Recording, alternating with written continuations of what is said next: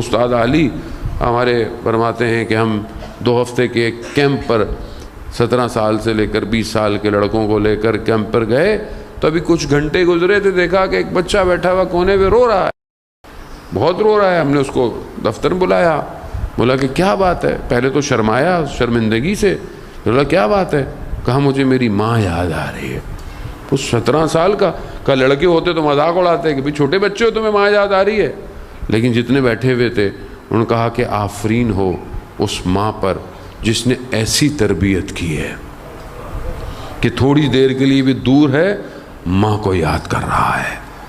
عزیزان محترم، ماں وہ بیس ہے سوسائٹی کی کہ جو ایک بچے کو چاہے وہ کسی گاؤں میں پیدا ہو اور کسان کا بیٹا ہو، اس کی تربیت ایسے کرتی ہے کہ وہ قاسم سلیمانی بن جاتا ہے۔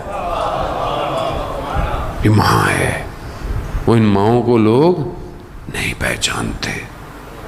یہ ماں کی تربیت ہے کہ اس مقام پر آ جائے ایک شخص کہ پوری دنیا اس کے نام سے گھبرانے لگ جائے۔ آج بھی شہید ہوئے سردار کو کتنا عرصہ ہو گیا، آج بھی انسٹاگرام قاسم سلیمانی کے نام سے گھبراتا ہے، فیس بک گھبراتا ہے۔ خوب اسی کیا بات ہے؟ وہ کہا شخص ایسا ہے، مائیں گمنام ہیں ایسی۔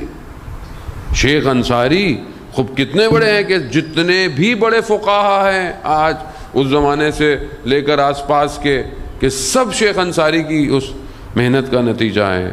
علم کسی نے لے لیا، سیاست آیت اللہ شیرازی نے لے لی، لیکن تقوی جو تھا شیخ انصاری کا ان کے ساتھ قبر میں چلا گیا۔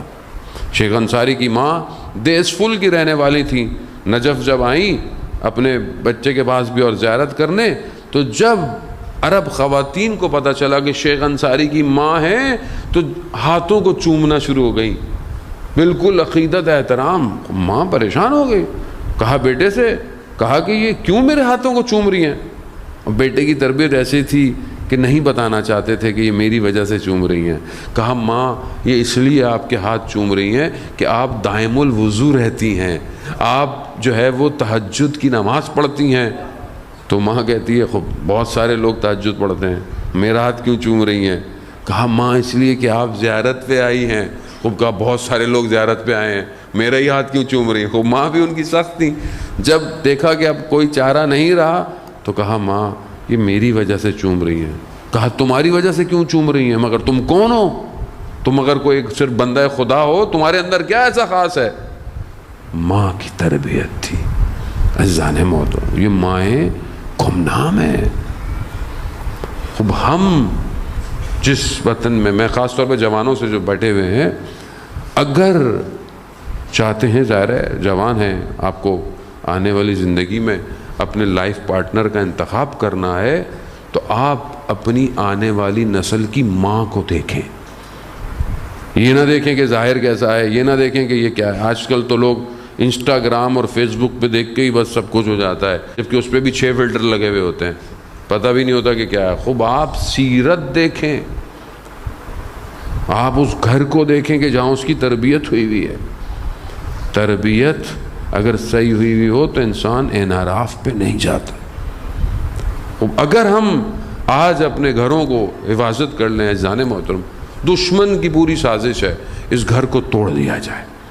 آج طلاق کا ریشیو معاشرے کے اندر، آج شادیاں جتنی تیزی سے ہوتی ہیں اتنی تیزی سے ٹوٹ جاتی ہیں، اور معاشرے کے اندر حرام تعلقات کا دکھانا، ٹی وی کے ذریعے سے غلط ریلیشن شپ کو عام کرنا، فلموں کے سب کیا ہے، یہ گھر برباد ہو جائے۔ دشمن اس نقطے پہ آ گیا ہے کہ اصل چیز کیا ہے۔ امام خمینی جب انقلاب کی باتیں کرتے تھے اور انقلاب کی تیاری کر رہے تھے، انقلاب نہیں آیا تھا اس وقت، تو امام خمینی سے پوچھا خوب آپ کی فوج کہاں ہے؟ مطلب آپ کس کے بیس پر جو ہے وہ انقلاب کی باتیں کرتے ہیں؟ کہا میری فوج ماؤں کے گودوں میں ہے۔ تو یہی ہوا جب انقلاب آیا اور پھر اس کے بعد فوراً جنگ لگ گئی، تو اس جنگ میں کون بچے تھے؟ 13 سال 14 سال۔ کہاں سے آئے یہ بچے؟ کس نے کی ان کی تربیت؟ ماؤں نے۔ وہ طاہر بطن جو پروان چڑھاتے ہیں۔ عزیزان محترم، تو یہ گھر ہمیں یہی سکھا رہا ہے۔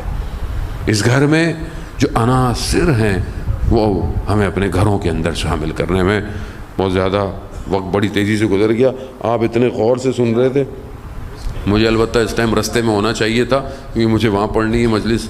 عزیزان محترم، بس میں خلاصہ سا اور آپ سے التماس سے دعا، اس گھر کے اندر جو کچھ عناصر ہیں اس کو اپنی زندگی میں شامل کیجیے۔ یہ گھر میں ذکر ہوتا ہے قرآن کی آیتوں سے، اس گھر میں قرآن کی آیتوں کی تلاوت ہوتی ہے، اس گھر میں ایک دوسرے کا احترام کیا جاتا ہے۔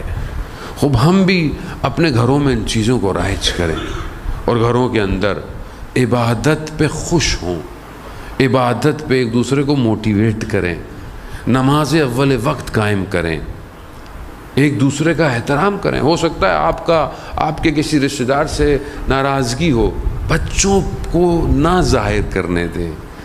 بچوں معصوم ہیں، ان کی تربیت میں غلط چیزوں کو مت انسرٹ کریں۔ دیکھیں بچے کیا دیکھتے ہیں، ٹی وی میں کیا دیکھتے ہیں، کارٹون، یہ آپ کی ذمہ داری ہے۔ یہ کیا پڑھ رہا، یہ پروڈکٹ ہے۔ اگر آپ نے اس کے اوپر آج صحیح کام کیا تو کل یہ امام زمانہ کے کام آئے گا۔